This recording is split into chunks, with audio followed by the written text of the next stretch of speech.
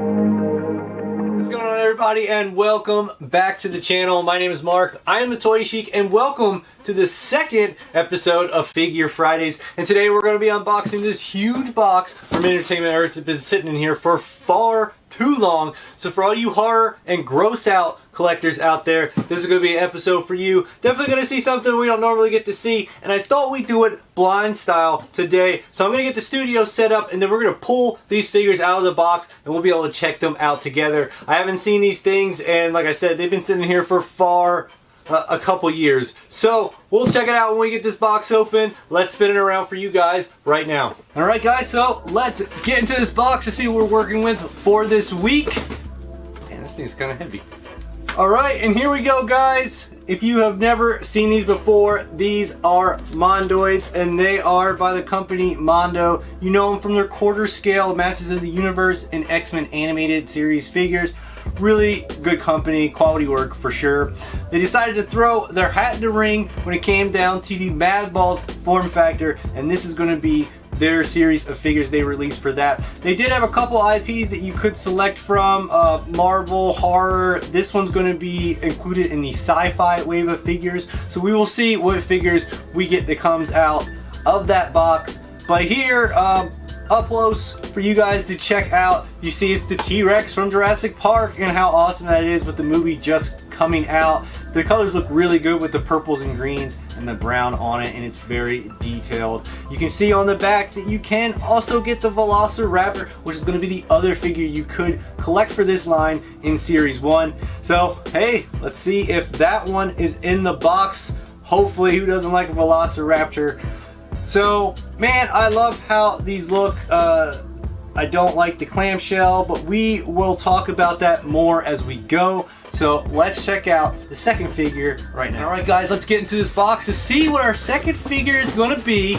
And we got, nice, we were just talking about this. It's going to be the Velociraptor, the second figure you could have collected for the Jurassic Park wave of figures in Series 1. And actually the reason why I wanted to collect this line, absolutely love this sculpt. I think they blew it out of the water. And the fact is Velociraptor and a Madballs, that's a win-win for me, and I definitely got to have that. So we'll check it out up close here. You can see the details on it are absolutely amazing. They really, it's going to be a harder vinyl type surface versus the old foam ones we used to know. But what you guys can't see is that the details behind these are absolutely even more amazing. And as we zoom back out here, you can see that the package is actually a bit different size. This one's going to be the deluxe figure, which is the only deluxe figure that was released in Series 1. So it did have a little bit more of a deluxe price, but not by much. We'll go over prices here in just a little bit. But this is the second figure for the Sci-Fi wave, which means that we're going to have to find out another genre, horror, Marvel, gaming. What is it going to be? Let's get into that box to find out right now. Alright, let's get that third figure out and see who's next. What we got? Oh, yes. Yo, check that out, guys. Man, this one looks awesome already. So this is going to be Stripe from Gremlins. You guys all know him. This is the big baddie from the final scene when he gets melted. Looking really, really fantastic. Very reminiscent of Solvis from the classic Madballs. Let's spin this up so you guys can take a closer look at the details on this thing. It looks absolutely amazing. I love the colors. Man, what you guys can't see is behind the ball is a ton of the little gremlin eggs, and it looks really, really gross. But as it spins around, you can see that this is the second figure in the horror release for this waves, and Jason Voorhees is the other figure. Now, I don't have Jason Voorhees. He's the one I'm actually missing, and they did release an SDCC 2019 version of him in his NES colorway, which looks really, really cool. It's actually the most expensive figure out of the whole collection of these Mondoids. But either or look really, really cool, whether you have the normal version or the SDCC example. They're all really cool, so I'm kind of sad that I do not have that one and I can't complete my horror wave. But that is okay. This one looks way better than I expected it to be, and I think this might be my favorite thus far. So let's check out the next one. I'm excited to see what we pull out. All right, let's see what figure we pull out next. Out of here. Nice. All right, check it out, guys. That's right, they do Marvel as well. And this, you guys all know him. It's Green Goblin, man. Spider-Man fame. Any Spidey villain, I definitely got to be on top of that. And this figure looks really, really cool as well. Really love the colors on it. They pop with the clamshell as well. But I keep forgetting to mention on this, but you can see these little bases that are next to all of the figures. Those are not only a display case or display a display so you can put it on your shelf or whatnot, but they're also swappable between all the characters. So whether you're using the deluxe one or the smaller one, you can use all of those. And it's such an ingenious way that Mondo came up with it to really change up the game for the Madballs. Up until now, we've pretty much just been using shot glasses and bowls and whatever you can use to keep them from rolling off of your cabinet or your display cases.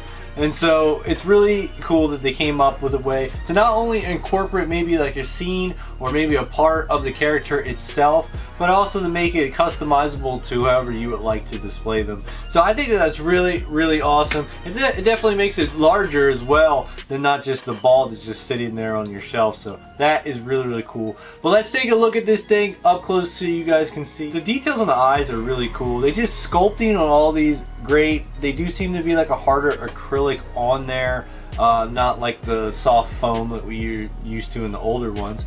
As you can see on the back though, there are 3 characters released in this series 1 for Marvel: Venom and Thanos, and spoiler alert, I am missing one of them. So we're gonna get into the last one to see which one it is that we come away with and which one I will be sad that I missed out on, because all of these are really cool now and I wish I would have gotten all of them.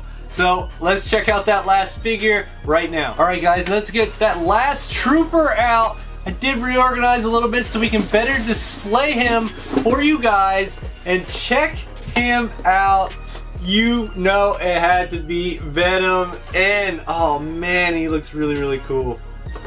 And guys, yo, this was actually one of my favorites when I first saw these figures previewed way back when. Definitely knew I had to get Venom. And this is actually one of several colorways. They did release an SDCC exclusive in 2019 to go along with the Jason Voorhees and the NES colorway. They had a cell shading comic book blue colorway for the Venom. I just opted to get the original color. But you can pick up any of those exclusives on the aftermarket if you're looking to complete your set. But this guy looks really, really cool. So let's zoom in so you can take a look at how cool he does look. The details on these really great. I love his tongue with the green slime and his little hands on the base. I think that's like, it's so funny.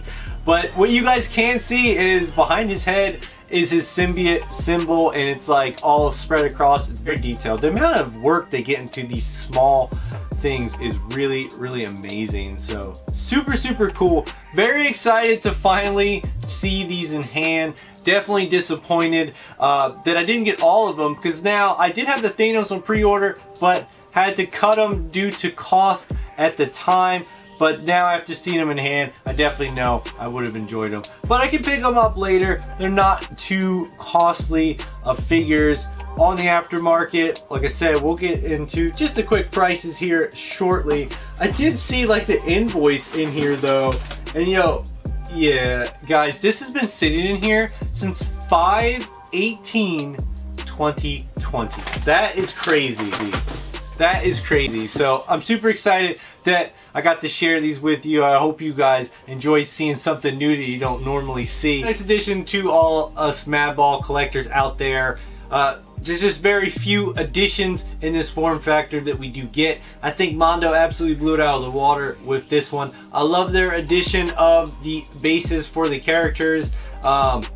I love the detailing. The hardness of the vinyl allows for that greater detail application, and it looks really good on display. So really, really excited about these. What I'm not so excited about is the fact that I haven't seen any more from this series, and the fact that the prices of these are pretty low. I don't know if this line did as well as Mondo was hoping.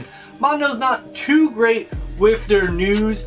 So who knows, it could still happen. But we were shown the Series 1 and 2 back in SDCC 2018 as well as 19, and we have only received Series 1. I did check before this video to see if there were any updated news, but there has not been as dark on that front, so who knows if Series 2 will get made. So it's really nice to have some new IPs and genres to add to the collection that we never had before. That's why I hope that it continues to go on. The price point on these are really good as well. I did pay $20 for each of these figures, with T-Rex being $25 for the deluxe. And now you can pretty much get them for around that price still, between $10 to $25, with Stripe being the most expensive for the commons, and the Jason Voorhees in the SDCC NES colorway being the most expensive, rounding out at $85 if you're looking to complete this entire set.